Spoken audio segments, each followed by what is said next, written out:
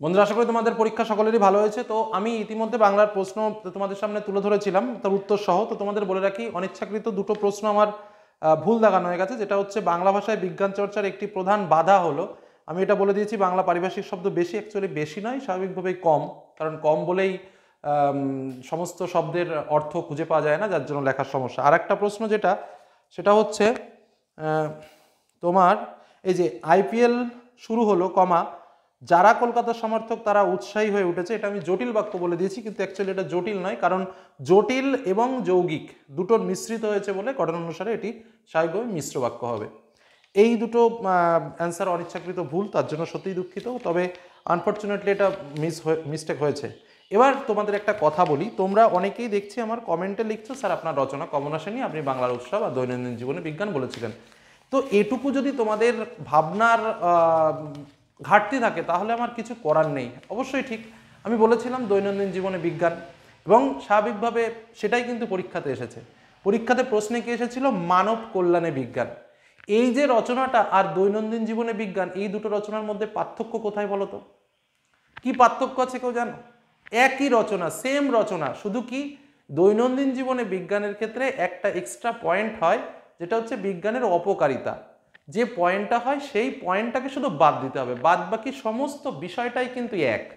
তো এই সাধারণ কনসেপ্টটা যদি না থাকে, এবং যদি আমি কমেন্টে লিখি, এবং অনেক ছাত্রছাত্রী দেখছি এই কমেন্টটা করেছে যে স্যার আপনি দুটো রচনা বলেছিলেন, তার মধ্যে রচনা এলো না। তো সত্যিই কি তা একবার ভেবে দেখো তো? এরকম অক্ষরে অক্ষরে কখনো সাজেশন হয় না। মানব কল্যাণে বিজ্ঞান আর দৈনন্দিন জীবনে বিজ্ঞান দুটো রচনার বিশেষত্ব, বিষয়বস্তু এক, সারমর্মও এক, থিমও এক, একই লেখা তোমাকে লিখতে হবে। শুধু মানবের যে খারাপ দিকটা বা বিজ্ঞানের যে ক্ষতিকর দিকটা, সেই পয়েন্টটা শুধু বাদ যাবে, বাদ বাকি সেম টু সেম রচনা। আর অনেকেই দেখছি কমেন্ট করছো যে স্যার রচনা কমন আসেনি। তো এটা সত্যি খুব খারাপ লাগছে কিছু কিছু ক্ষেত্রে, কারণ এত খাটনি খেটে যদি দেখা যায় যে এরকম ধরনের কমেন্ট আসে, তবে কিন্তু খারাপ লাগে। হ্যাঁ, তবে একটা কথা তোমাদের বলে রাখি, এমসিকিউ সত্যিই যথেষ্ট ভালো প্রশ্ন এসেছে, এবং আমি মনে করি যে ভালো পাওয়া উচিত। এসএ কিউ কোশ্চেনগুলো খারাপ আমি বলবো না, কিন্তু প্রশ্নগুলো একটু ডেপথ থেকে এসেছে। মানে আমি বারবার বলেছিলাম পাঠ্য বই খুঁটিয়ে পড়ো, পাঠ্য বই খুঁটিয়ে পড়াটাই মূল বিষয়। ব্যাকরণ স্বাভাবিকভাবে যে নিয়মে আসে সেই নিয়মে এসেছে, যে কঠিন এসেছে সেটা বলা যাবে না।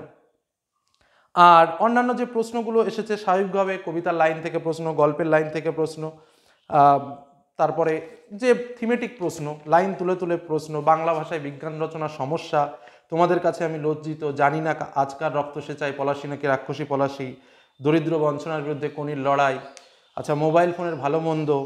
হ্যাঁ, তো এই যে পার্টসগুলো রয়েছে, এগুলো তো সত্যিই সহজ টাইপেরই প্রশ্ন।